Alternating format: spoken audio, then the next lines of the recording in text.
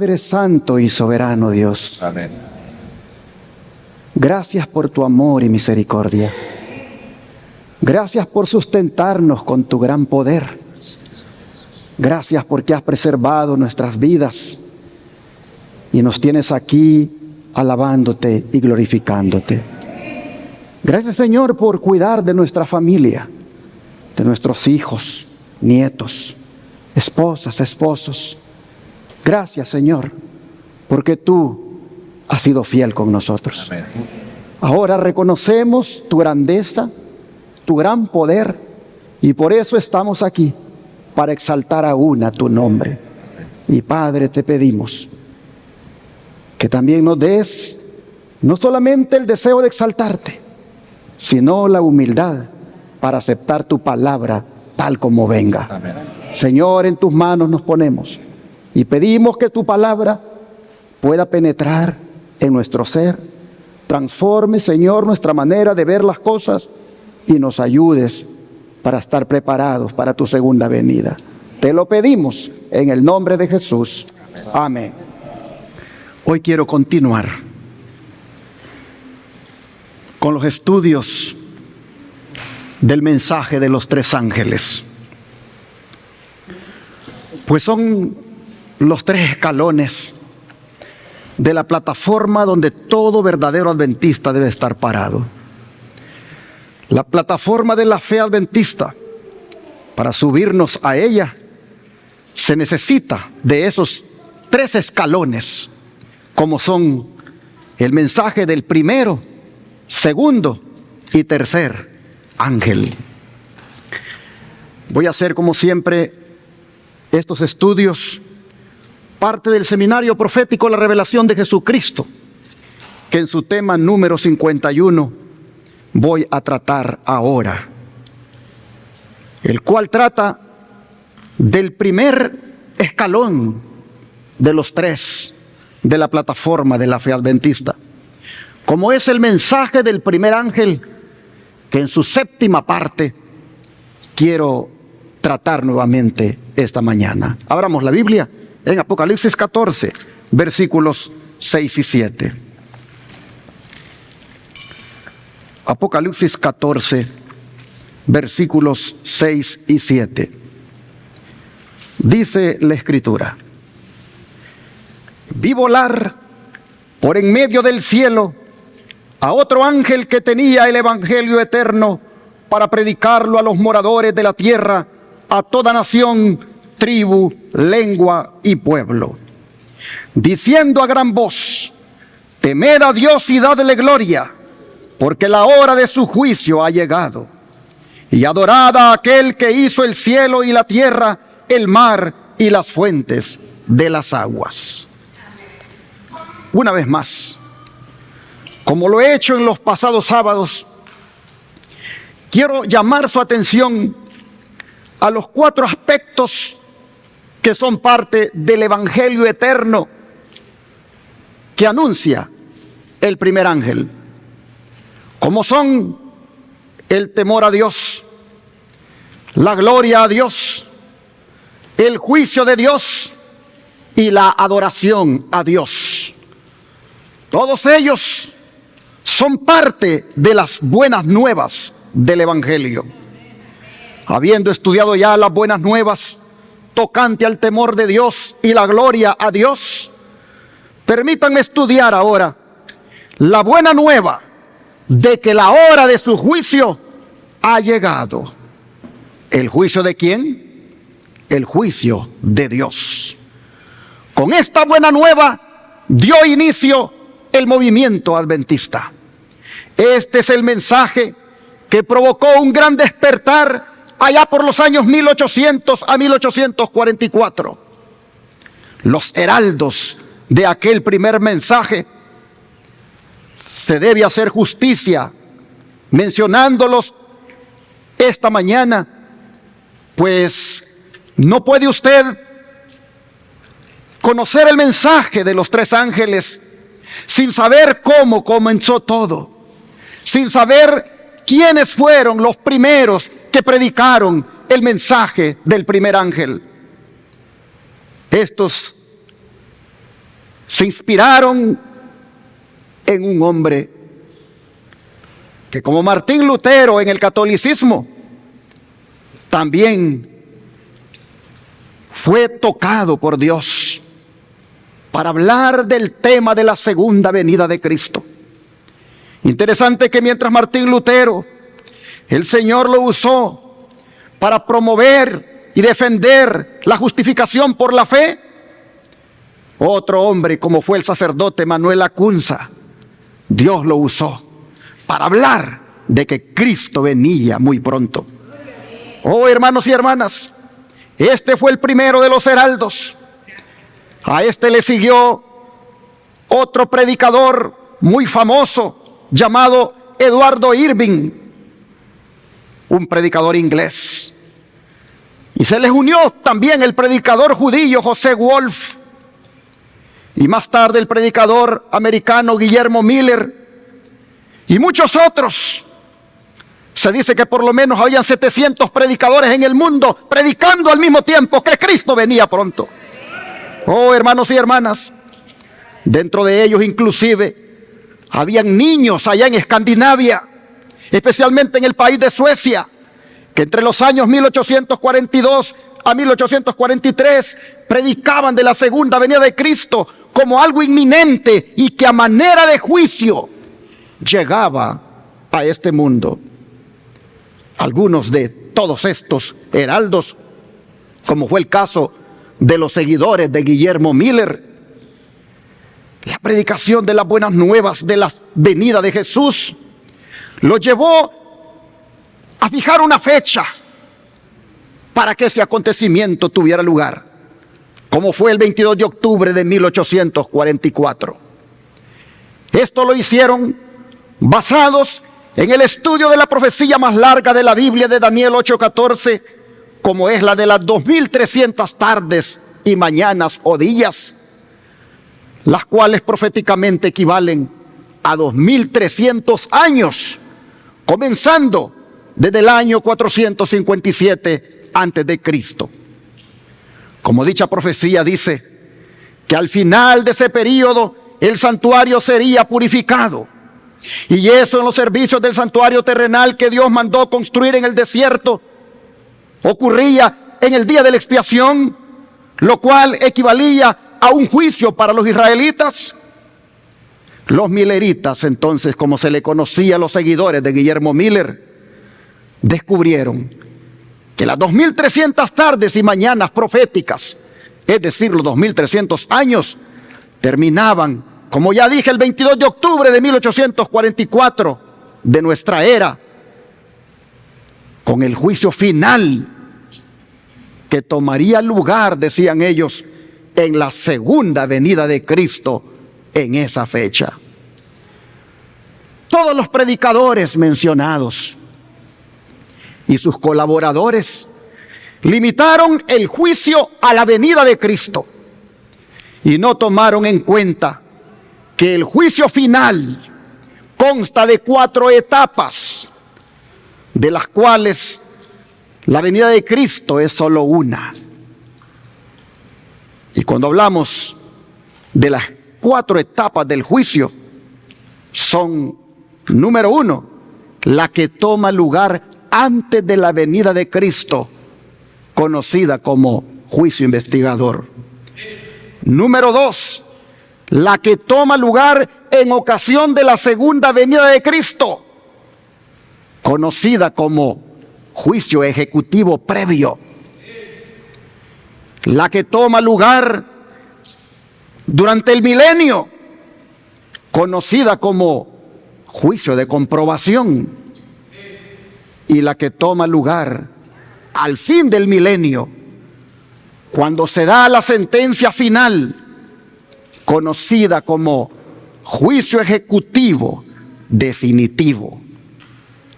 Estas 4 etapas del juicio, si todos los predicadores que antes de 1844 predicaban que Cristo vendría, si hubieran tomado en cuenta ellos las 4 etapas del juicio, no hubieran fijado la venida del Señor para el 22 de octubre de 1844. Pero, aunque se equivocaron en la interpretación del evento, no deja de reconocerse que todos ellos fueron los instrumentos que provocaron en el mundo lo que se conoce como el gran despertar adventista.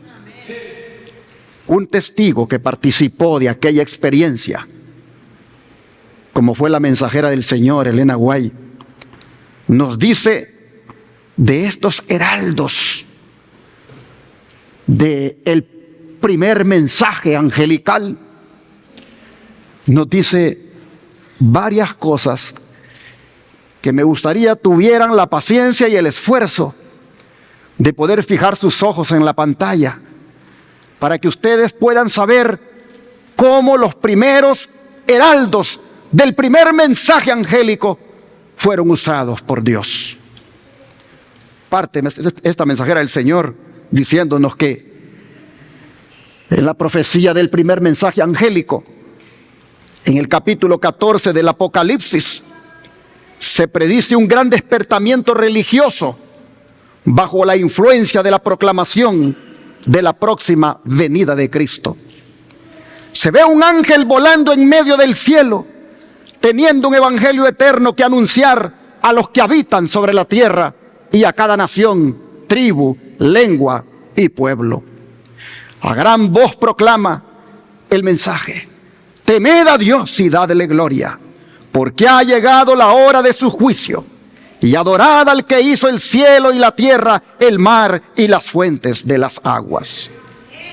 La circunstancia de que se diga que es un ángel el heraldo de esta advertencia no deja de ser significativa, pues la divina sabiduría tuvo a bien representar el carácter augusto de la obra que el mensaje debía cumplir y el poder y gloria que debían acompañarlo, por la pureza, la gloria y el poder del mensajero celestial. Y el vuelo del ángel en medio del cielo, la gran voz con la que se iba a dar la amonestación y su promulgación a todos los que habitan la tierra, a cada nación, tribu, lengua y pueblo, evidencian la rapidez y extensión universal del movimiento. El mismo mensaje revela el tiempo en que este movimiento debe realizarse. Se dice que forma parte del evangelio eterno y que anuncia el principio del juicio. El mensaje de salvación ha sido predicado en todos los siglos, pero este mensaje es parte del evangelio que solo podía ser proclamado en los últimos días, pues solo entonces podía ser verdad que la hora del juicio había llegado. Hermanos y hermanas, así nosotros vemos que es un mensaje de importancia este del primer ángel, y es el que da pie al movimiento del cual, por la gracia de Dios, usted y yo somos parte. Somos parte del movimiento adventista. Nosotros somos creyentes adventistas, porque nosotros somos parte de ese movimiento que ha proclamado, proclama y seguirá proclamando que Cristo está a las puertas. Y como mensajeros, como parte de ese ángel angelical, debemos hacerlo a gran voz y debemos hacerlo por todas partes, y debemos, hermanos, dar el mensaje, decirle a la gente que el Señor viene pronto. Interesante cuando la sierva del Señor habla de esta experiencia o de esta bendición, que dice que como en el caso de la gran reforma del siglo XVI, el movimiento adventista surgió simultáneamente en diferentes países de la cristiandad. Tanto en Europa como en América hubo hombres de fe y de oración que fueron inducidos a estudiar las profecías. y que al escudriñar la palabra inspirada hallaron pruebas convincentes de que el fin de todas las cosas era inminente.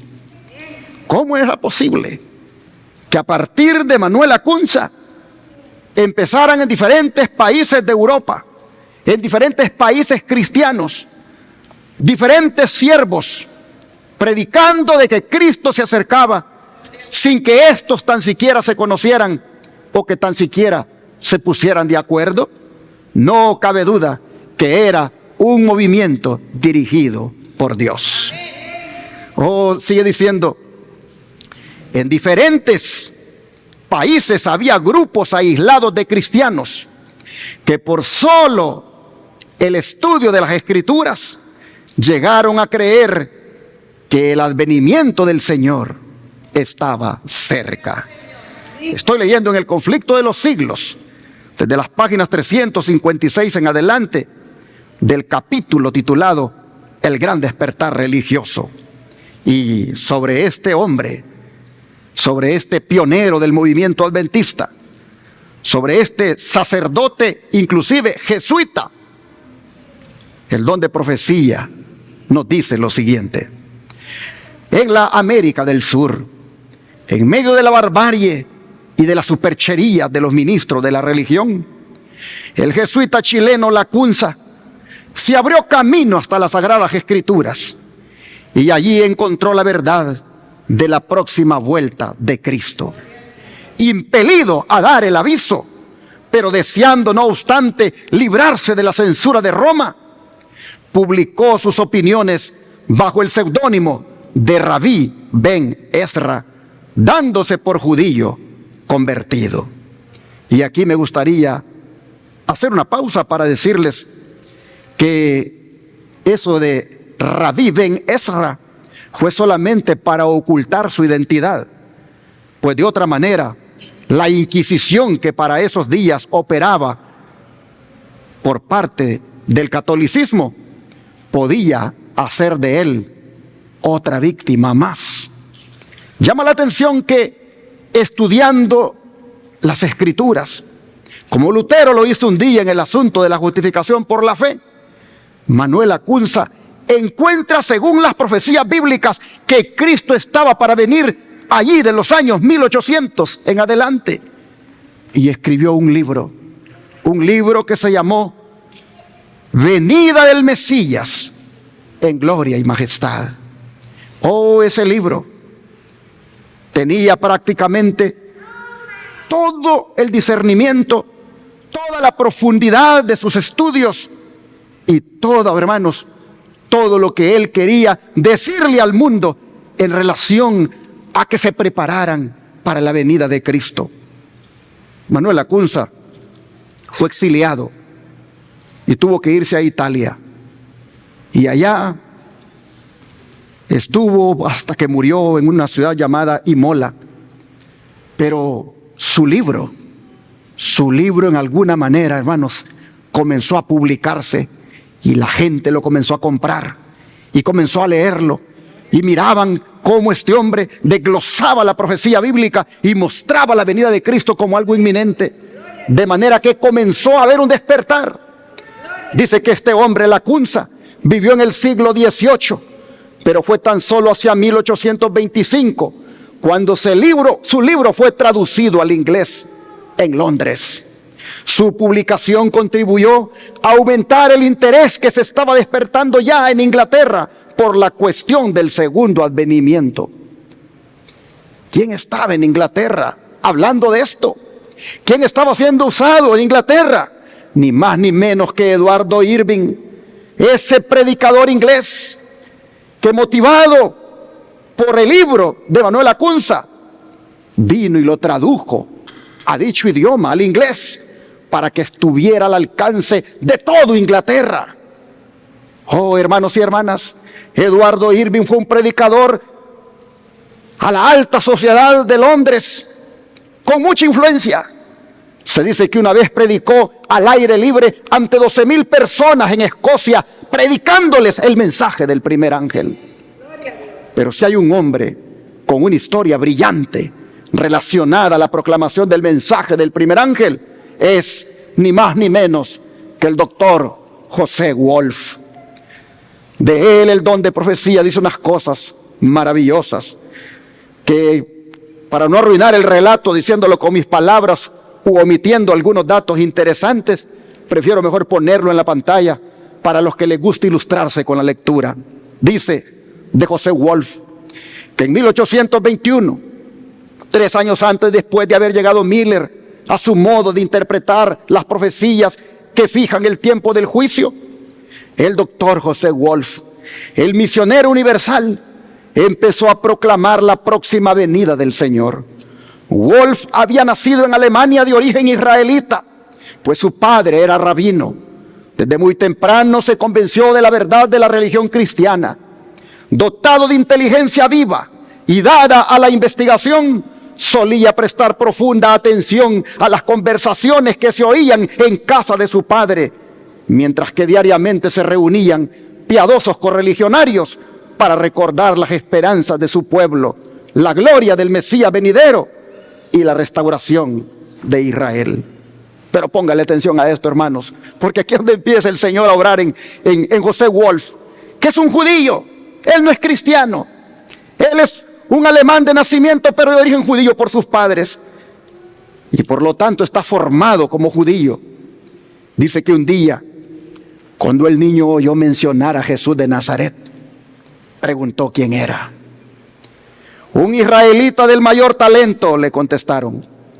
Pero como aseveraba ser el Mesías, el tribunal judío le sentenció a muerte. Entonces dijo el niño: ¿por qué entonces está Jerusalén destruida?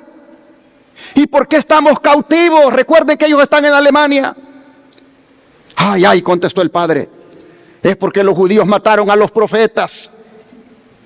Inmediatamente se le ocurrió al niño que tal vez Jesús de Nazaret había sido también profeta y los judíos le habían matado siendo inocente.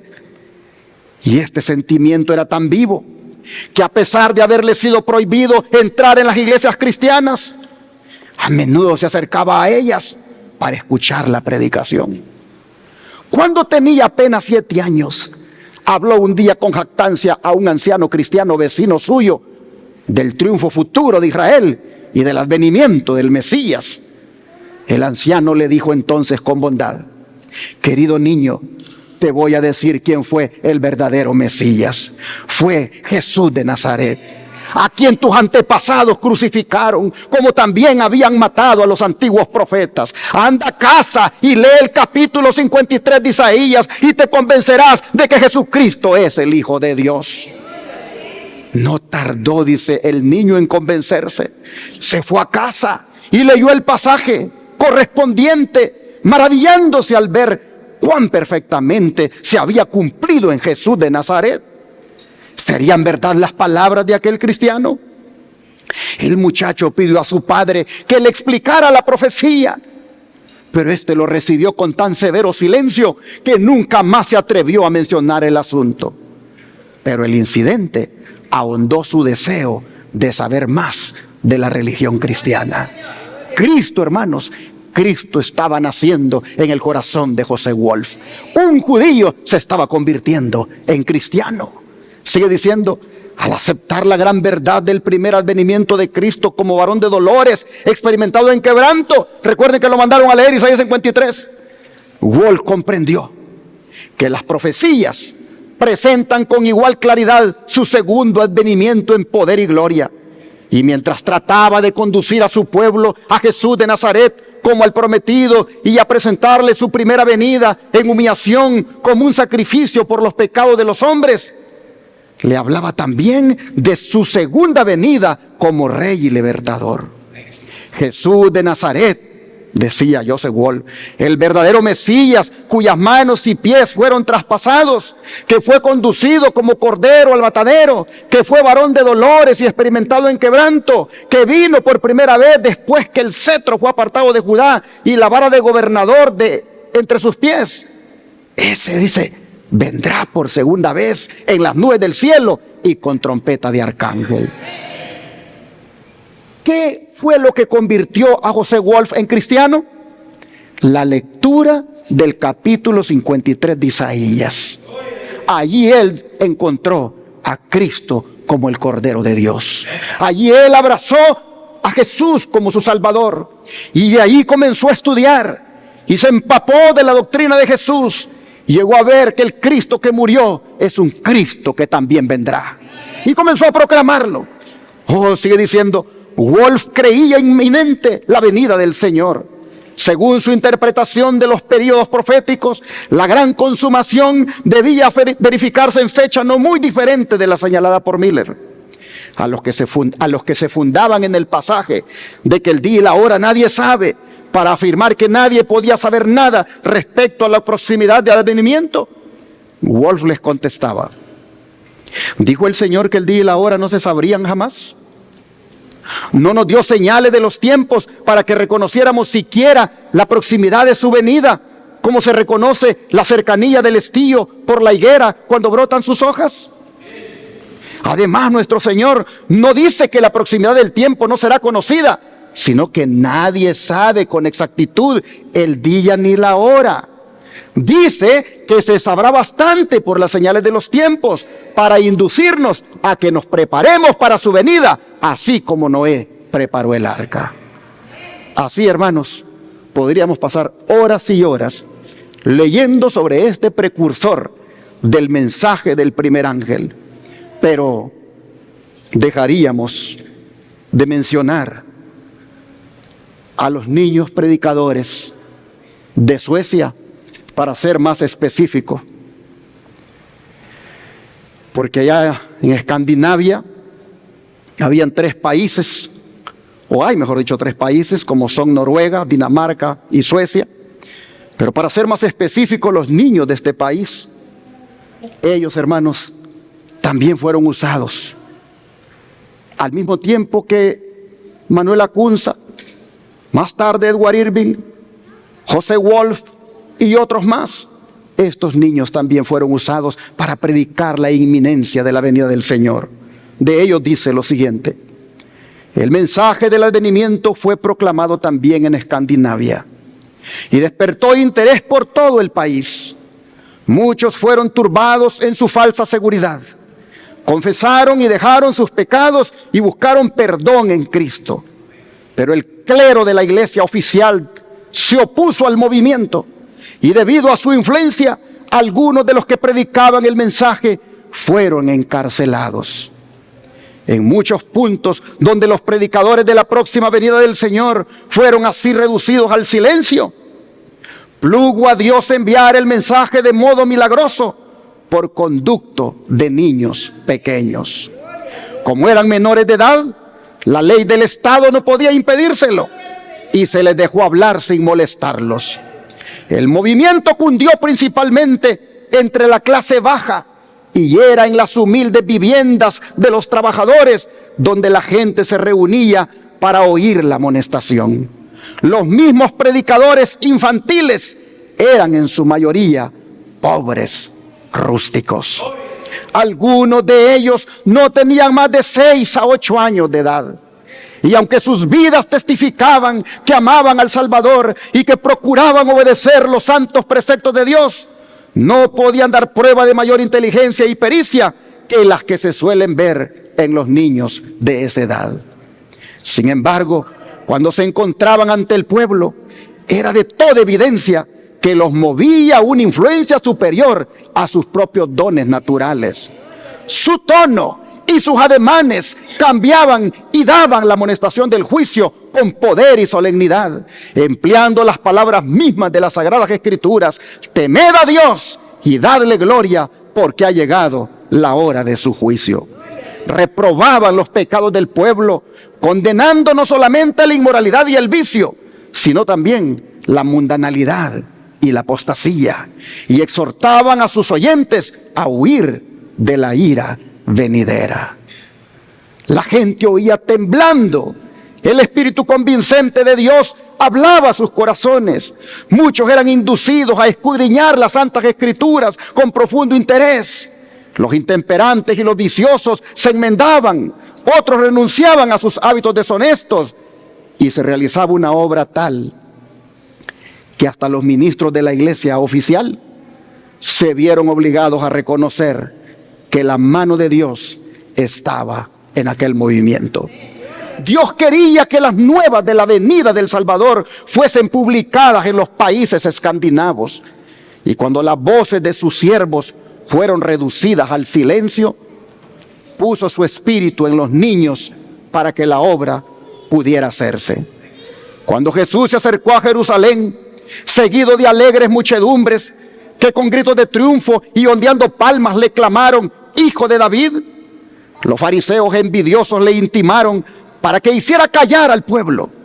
Pero Jesús contestó que todo eso se realizaba en cumplimiento de la profecía, y que si la gente callaba, las mismas piedras clamarían. El pueblo, intimidado por las amenazas de los sacerdotes y de los escribas, dejó de lanzar aclamaciones de júbilo al entrar por las puertas de Jerusalén. Pero en los atrios del templo, los niños reanudaron el canto y agitando sus palmas exclamaban: Hosana al Hijo de David. Cuando los fariseos, con amargo descontento, dijeron a Jesús: ¿oyes lo que estos dicen? El Señor contestó: sí, ¿nunca leísteis que de la boca de los niños y de los que maman perfeccionaste la alabanza? Así como Dios actuó por conducto de los niños en tiempo del primer advenimiento de Cristo, así también intervino por medio de ellos para proclamar el mensaje de su segundo advenimiento. Y es que tiene que cumplirse la palabra de Dios, que dice que la proclamación de la venida del Salvador debe ser llevada a todos los pueblos, lenguas y naciones. Aquí, hermanos, deberíamos los padres y los abuelos pensar en la importancia de preparar a nuestros niños para que sean también heraldos del Evangelio eterno en este tiempo. Deberíamos nosotros también enseñarle a nuestros niños las profecías bíblicas. Deberíamos animarlos a que amonesten al pueblo a la preparación. Oh, qué hermoso sería ver un niño aquí haciéndonos un llamado a la santidad a todos nosotros. Ver un niño aquí mostrándonos la inminente venida del Señor. Oh, qué hermoso sería que en estos tiempos ya estuviéramos todos formando a esos predicadores infantiles que con valor, con denuedo, predicarán el mensaje de la segunda venida. Hermanos, si los niños fueron usados en ese tiempo y unidos a los adultos que lo hacían en Europa, aquí en Norteamérica, en Estados Unidos, otro heraldo era usado poderosamente para predicar la buena nueva del juicio en conexión con la venida del Señor, como lo fue Guillermo Miller. De él y la reacción que produjo su mensaje se ha escrito lo siguiente: a Guillermo Miller y a sus colaboradores le fue encomendada la misión de predicar la amonestación en los Estados Unidos de Norteamérica. Dicho país vino a ser el centro del gran movimiento adventista. Allí fue donde la profecía del mensaje del primer ángel tuvo su cumplimiento más directo. Los escritos de Miller y de sus compañeros se propagaron hasta en países lejanos. Donde quiera que hubieran penetrado misioneros, allá también fueron llevadas las alegres nuevas de la pronta venida de Cristo. Por todas partes fue predicado el mensaje del Evangelio eterno: temed a Dios y dadle gloria, porque la hora de su juicio ha llegado. El testimonio de las profecías que parecían señalar la fecha de la venida de Cristo para la primavera de 1844 se arraigó profundamente en la mente del pueblo. Al pasar de un estado a otro, el mensaje despertaba vivo interés por todas partes. Muchos estaban convencidos de que los argumentos de los pasajes proféticos eran correctos, y sacrificando el orgullo de la opinión propia, aceptaban alegremente la verdad. Algunos ministros dejaron también a un lado sus opiniones y sentimientos sectarios, y con ellos sus mismos sueldos y sus iglesias, y se pusieron a proclamar la venida de Jesús. Fueron, sin embargo, comparativamente pocos los ministros que aceptaron este mensaje. Por eso la proclamación de este fue confiada en gran parte a humildes laicos. Los agricultores abandonaban sus campos, los artesanos sus herramientas, los comerciantes sus negocios, los profesionales sus puestos, y no obstante el número de los obreros era pequeño comparado con la obra que había que hacer. La condición de una iglesia impía y de un mundo sumergido en la maldad oprimía el alma de los verdaderos centinelas que sufrían voluntariamente trabajos y privaciones para invitar a los hombres a arrepentirse para salvarse. A pesar de la oposición de Satanás, la obra siguió adelante y la verdad del advenimiento fue aceptada por muchos miles. Por todas partes se oía el testimonio escrutador que amonestaba a los pecadores, tanto mundanos como miembros de iglesia, para que huyeran de la ira venidera. Sí, así como los niños lo hacían en Suecia. Como Juan el Bautista, dice el precursor de Cristo, los predicadores ponían la segur a la raíz del árbol. La segur es otra manera de referirse a una hacha grande. E instaban a todos, dice, que hiciesen frutos dignos de arrepentimiento. Sus llamamientos conmovedores contrastaban notablemente con las seguridades de paz y salvación que se oían desde los púlpitos populares. Y donde quiera que se proclamaba el mensaje, conmovía al pueblo. El testimonio sencillo y directo de las Sagradas Escrituras, inculcado en el corazón de los hombres por el poder del Espíritu Santo, producía una fuerza de convicción a la que solo pocos podían resistir. Personas que profesaban cierta religiosidad fueron despertadas de su falsa seguridad, vieron sus apostasías, su mundanalidad y poca fe, su orgullo y egoísmo. Muchos buscaron al Señor con arrepentimiento y humillación. El apego que por tanto tiempo se había dejado sentir por las cosas terrenales, se dejó entonces sentir por las cosas del cielo. El Espíritu de Dios descansaba sobre ellos y con corazones ablandados y subyugados se unían para exclamar: temed a Dios y dadle gloria, porque ha llegado la hora de su juicio. Los pecadores preguntaban llorando: ¿qué debo yo hacer para ser salvo? Aquellos cuyas vidas se habían hecho notar por su mala fe deseaban hacer restituciones. Todos los que encontraban paz en Cristo ansiaban ver a otros participar de la misma bendición. Los corazones de los padres se volvían hacia sus hijos y los corazones de los hijos hacia sus padres. Los obstáculos levantados por el orgullo y la reserva desaparecían. Se hacían sentidas confesiones y los miembros de la familia trabajaban por la salvación de los más cercanos y más queridos. A menudo se oían voces de ardiente intercesión. Por todas partes había almas que con angustia luchaban con Dios. Muchos pasaban toda la noche en oración para tener la seguridad de que sus propios pecados eran perdonados o para obtener la conversión de sus parientes o vecinos. ¿Qué les parece? Estamos hablando aquí, hermanos, de un movimiento que está buscando de verdad la conversión de todo corazón. Aquí tenemos un movimiento que ante la noticia de que Cristo viene pronto, está buscando la reconciliación con Dios y también con sus prójimos. Aquí tenemos un movimiento de personas que rompen con la hipocresía, que rompen con toda la frialdad que pueda haber en su vida espiritual. Tenemos un movimiento, hermanos, de personas que buscan la sencillez en sus vidas y que se preparan de corazón para encontrarse con el Señor. Miren ustedes, lloraban y preguntaban: ¿qué debo hacer para ser salvo? Todas las clases, dice, de la sociedad se agolpaban en las reuniones de los adventistas. Ricos y pobres, grandes y pequeños, ansiaban por varias razones oír ellos mismos la doctrina del segundo advenimiento. El Señor contenía el espíritu de oposición, mientras que sus siervos daban razón de su fe. A veces el instrumento era débil, pero el Espíritu de Dios daba poder a su verdad. Se sentía en esas asambleas la presencia de los santos ángeles y cada día muchas personas eran añadidas al número de los creyentes. Siempre que se exponían los argumentos en favor de la próxima venida de Cristo, habían grandes multitudes que escuchaban embelesadas. No parecía sino que el cielo y la tierra se juntaban. El poder de Dios era sentido por ancianos, jóvenes y adultos.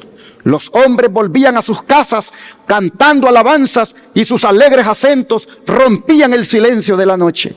Ninguno de los que asistieron a las reuniones podrá olvidar jamás escenas de tan vivo interés.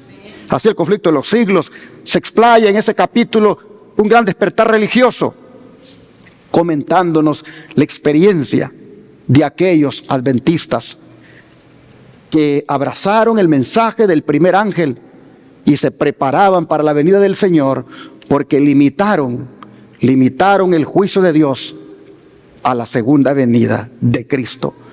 Hermanos y hermanas, si los mileritas abrazaron así el mensaje del primer ángel, ¿cómo lo abrazamos nosotros? Si el mensaje del primer ángel era una buena nueva para ellos, porque se trataba de la venida del Señor, y se prepararon de corazón para aquel 22 de octubre de 1844, ¿cómo nos estamos preparando nosotros? ¿Es una buena nueva el juicio de Dios? Pregunto, ¿es una buena nueva el juicio de Dios? Dependiendo de la perspectiva en que usted lo mire. El juicio de Dios es una buena nueva desde la perspectiva de la fe, del arrepentimiento, de la confesión y del abandono del pecado. Desde esa perspectiva, el juicio de Dios es una buena nueva. Si no se mira desde esa perspectiva, el juicio de Dios es una mala noticia.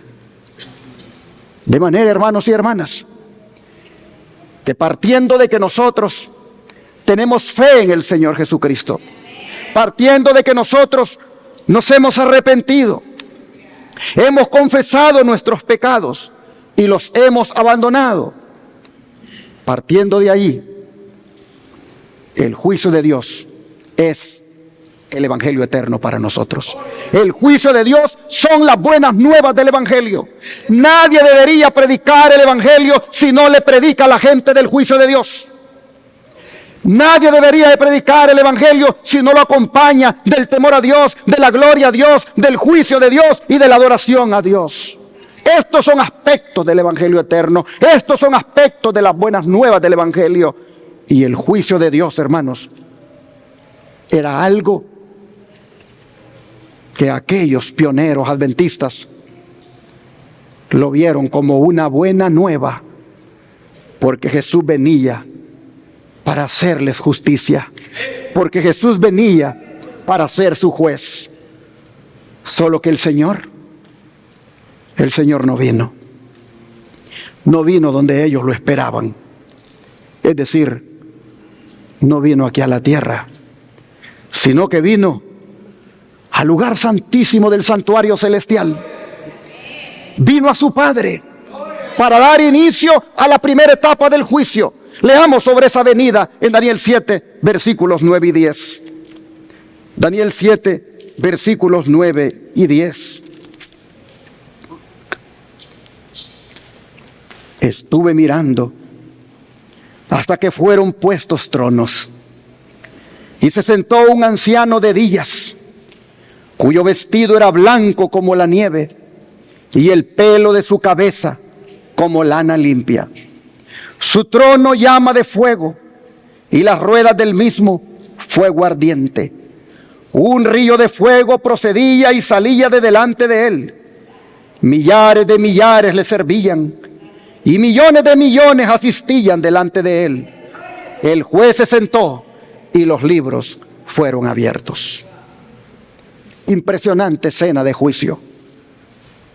La eternidad del juez es descrita con el nombre de anciano de días. Su pureza está representada tanto por sus cabellos blancos como por su vestimenta. El hecho de que se haya más tronos, de que se vean más tronos aquí, nos dice que toda la corte celestial ha entrado en sesión. Testigos hay, dice, por millares de millares y millones de millones. Pero vean quién más se hace presente en la corte y para qué. Versículos 13 y 14. Miraba yo en la visión de la noche, y he aquí con las nubes del cielo venía uno como un hijo de hombre, que vino hasta el anciano de días, y le hicieron acercarse delante de él, y le fue dado dominio, gloria y reino, para que todos los pueblos, naciones y lenguas le sirvieran. Su dominio es dominio eterno, que nunca pasará, y su reino uno, que no será destruido. Oh, hermanos y hermanas, este Hijo del Hombre, todos sabemos que es nuestro Señor Jesucristo.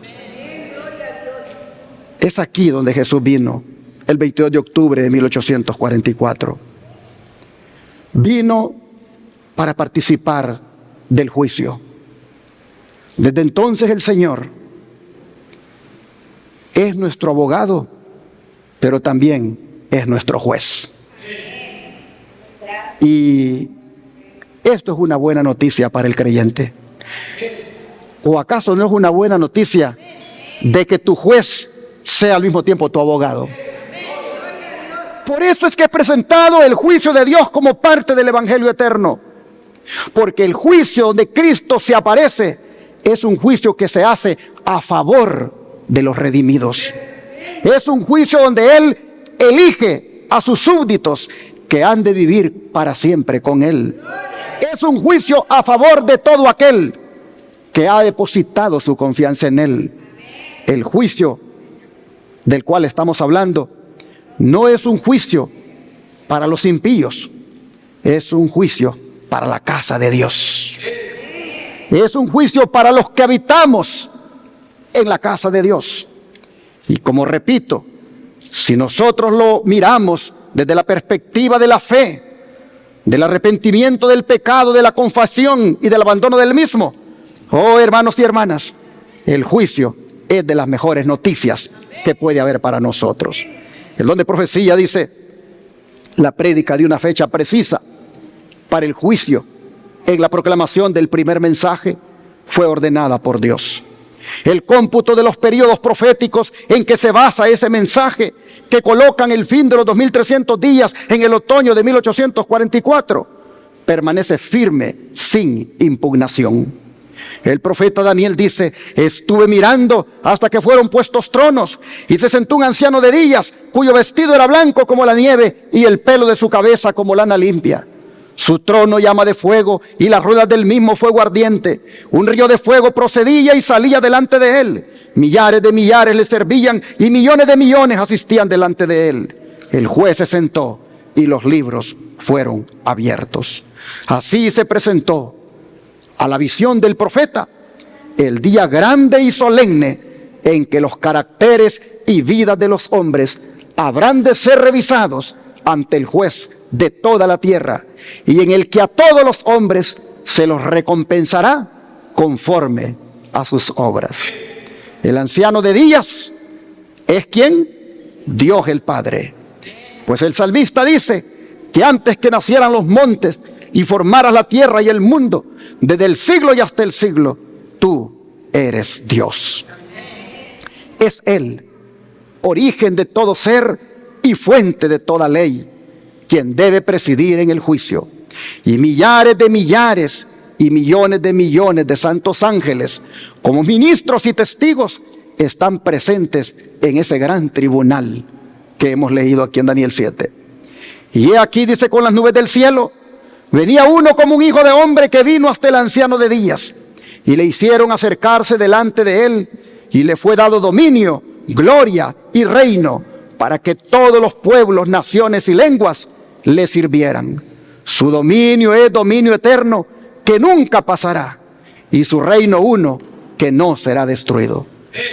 Y se lo puse en rojo, para que vea usted lo que no entendieron aquellos precursores del mensaje del primer ángel. Dice: la venida de Cristo, descrita aquí en Daniel 13 y 14, no es su segunda venida a la tierra. Él va al anciano de días en el cielo para recibir el dominio y la gloria y un reino que le será dado a la conclusión de su obra como mediador. Es esta venida y no su segunda venida a la tierra la que la profecía predijo que ocurriría al fin de los 2300 días en 1844.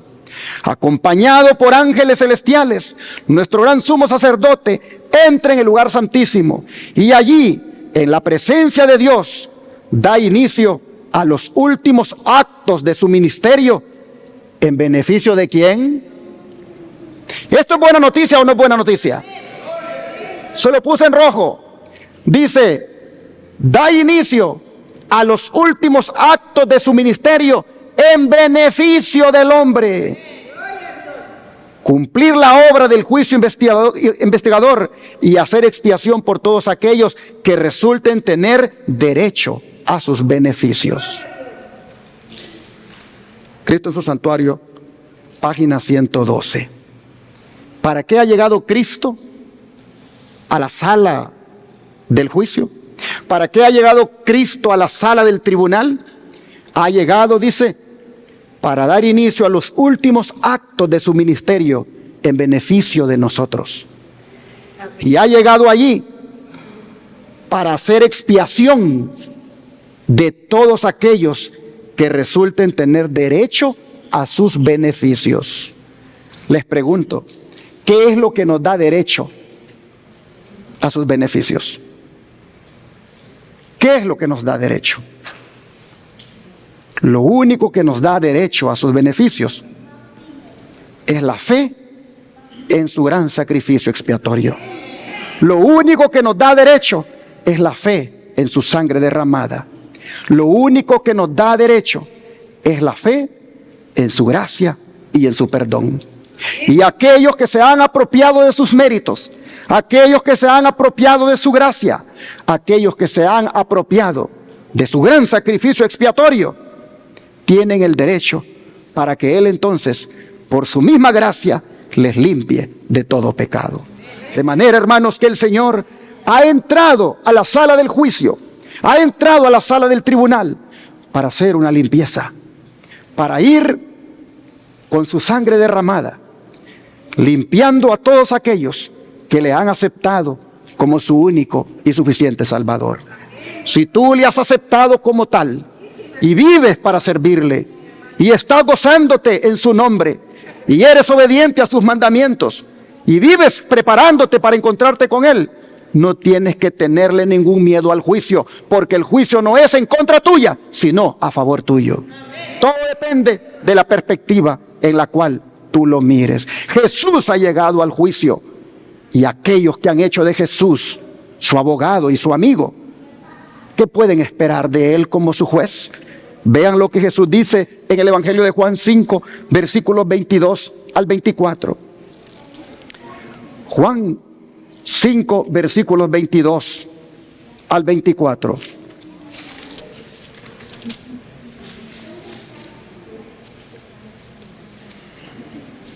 Porque el Padre a nadie juzga, sino que todo el juicio dio al Hijo, para que todos honren al Hijo como honran al Padre. El que no honra al Hijo, no honra al Padre que le envió. De cierto os digo, el que oye mi palabra y cree al que me envió, tiene vida eterna y no vendrá ¿a qué cosa? A condenación, mas ha pasado de muerte a vida. ¿Qué está diciendo el Señor? Yo soy el juez. El Padre a nadie juzga. Todo el juicio me lo ha dado a mí. Pero si has hecho de mí tu Salvador, y si vives tu vida en torno a mí, y si te entregas diariamente para servirme, yo soy un juez que no condeno. Porque los que han creído en mí, dice, los que han oído mi voz, los que han aceptado mi mensaje de salvación, estos, dice, tendrán vida eterna y no vendrán a condenación. De manera, mis hermanos, que no hay que tenerle miedo al juicio en la medida en que Cristo reina en nuestra vida. Él dice, no vendrán a condenación. No le tengan miedo al juicio. El juicio para ustedes es la buena nueva del Evangelio. El juicio para ustedes es parte del Evangelio eterno en la medida en que ustedes me tengan en su corazón, me hayan recibido y crean en mí.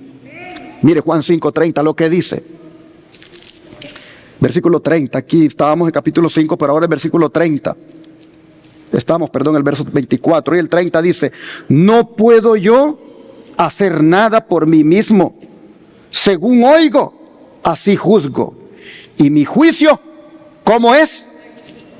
Mi juicio es justo o recto, porque no busco mi voluntad, sino la voluntad del que me envió, la del Padre. ¿Cómo es el juicio de Cristo, hermanos? Es un juicio justo. ¿Por qué le tenemos miedo al juicio?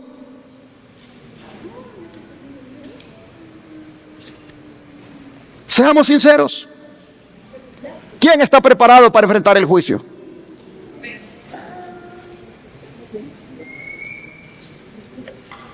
Si el Señor nos preguntara, ¿quiénes están preparados para enfrentar mi juicio? Serían pocas las manos que se levantarían. Porque no estamos viviendo con Cristo como deberíamos de vivir. No hemos echado nuestra suerte con el Señor diariamente y no hemos hecho de nuestra comunión con Cristo lo más importante en nuestra vida. Y eso nos hace temerle al juicio. Pero Cristo nos dice ahora, los que han creído en mí y todo lo que involucra creer en Él, estos no deben temer, porque mi juicio es justo y no vendrán a condenación. Mire lo que dice Juan 8:16. Juan 8:16.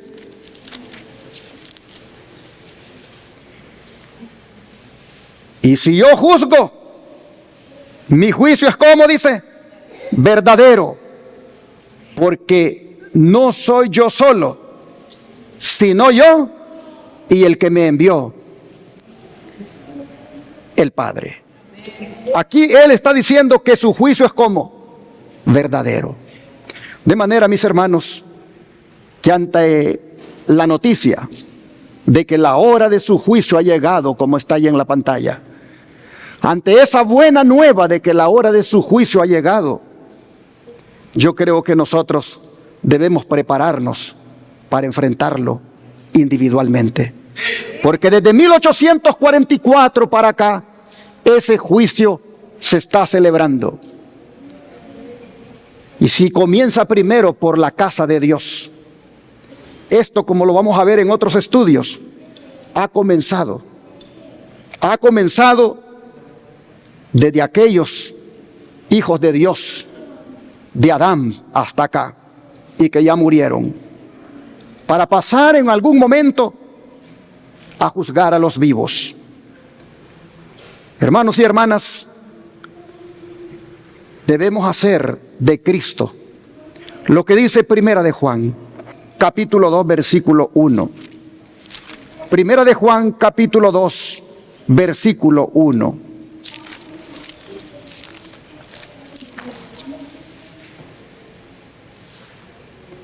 Hijitos míos, estas cosas os escribo para que no pequéis. Y si alguno hubiere pecado, abogado tenemos para con el Padre, a Jesucristo el justo. Hermanos y hermanas, tenemos dos abogados, uno en la tierra y otro en el cielo. En la tierra tenemos al abogado llamado Espíritu Santo, y en el cielo tenemos al abogado llamado Jesucristo. Si hemos pecado, hermanos, hay uno que nos ha convencido de pecado, el cual es el Espíritu Santo. Pero hay otro que intercede por nosotros si le buscamos y le pedimos perdón. De manera que si hemos pecado y le tenemos miedo al juicio por nuestra condición de pecadores, si hemos hecho lo malo delante de los ojos de Dios, si hemos transgredido algún mandamiento de la ley de Dios, si no hemos hecho lo recto delante de sus ojos, y sabiendo que ya viene la hora del juicio individual para nosotros, hermanos y hermanas, atendamos el mensaje. Hagamos de Cristo nuestro abogado. Hagamos de Cristo nuestro abogado para que nos represente en el juicio.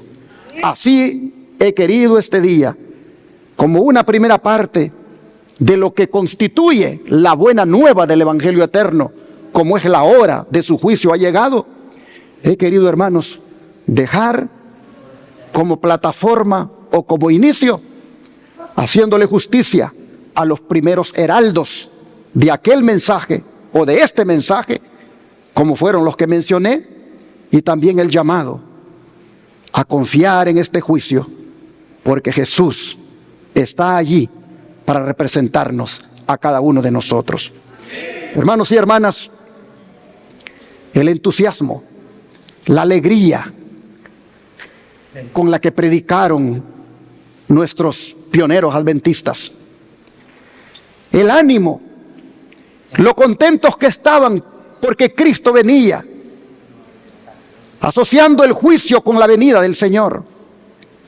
Los que predicaron de esa manera nos dicen a nosotros: así es como se tiene que predicar el mensaje del primer ángel en este tiempo. Así, con urgencia, diciéndolo a gran voz por todas partes. Así se tiene que predicar, preparando a la gente, preparando al mundo, anunciándoles que muy pronto hemos de comparecer ante el juez de toda la tierra. Es mi deseo y oración, hermanos, que como los primeros heraldos de este primer mensaje angelical, nosotros también tomemos nuevamente las Escrituras, nos empapemos de las profecías bíblicas, miremos la inminente venida de Cristo y la proclamemos antes que sea demasiado tarde. Que Dios bendiga su palabra. Así que vamos a entonar el canto 493, lo vamos a colocar en pie a aquellos que se les haga posible.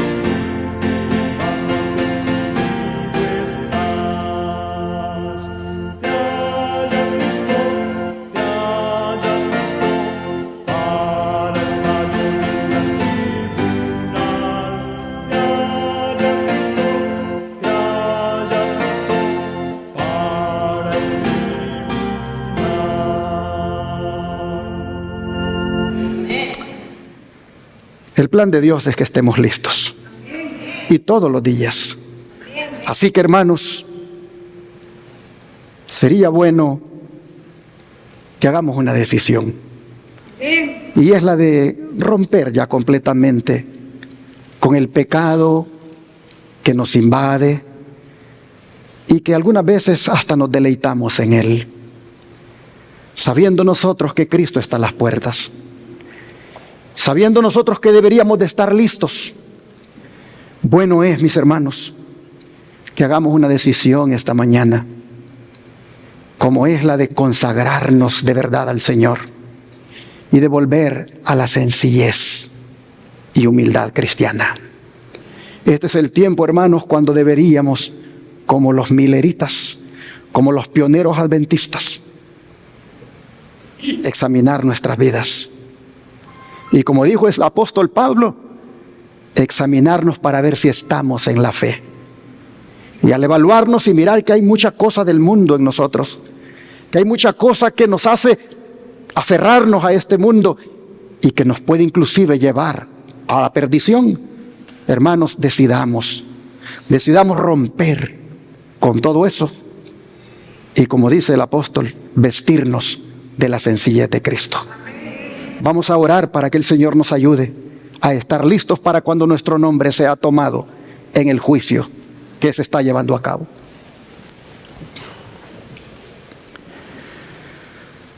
Padre nuestro, vivimos en una hora solemne. Sabemos, Señor, que estamos viviendo en las últimas horas de la historia.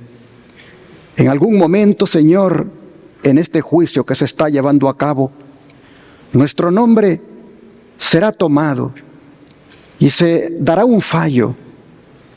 Y si bien es cierto, Señor, en el contexto del mensaje, nosotros vemos que no hay que temer porque esto es una buena nueva. Porque el fallo no es de condenación, sino de salvación. Señor, sabemos también que eso se aplicará a aquellos que verdaderamente te amen y te sirvan y hagan de ti su divino compañero, su divino consejero, y hagan de ti su divino consolador. Oh Señor, en este momento queremos suplicarte para que, como aquellos mileritas, nosotros también nos preparemos para tu segunda venida, pero sobre todo para el momento cuando comparezcamos allí en el tribunal tuyo. Señor, ayúdanos a no transigir más con el pecado, a odiar el pecado, a rechazar el pecado, a romper con el mundo y volver a la sencillez de Cristo, a la humildad y a la consagración. Ayúdanos, Señor, a estar listos para nuestra comparecencia ante ti, la majestad del cielo.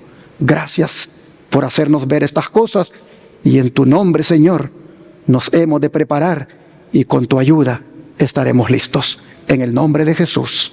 Amén.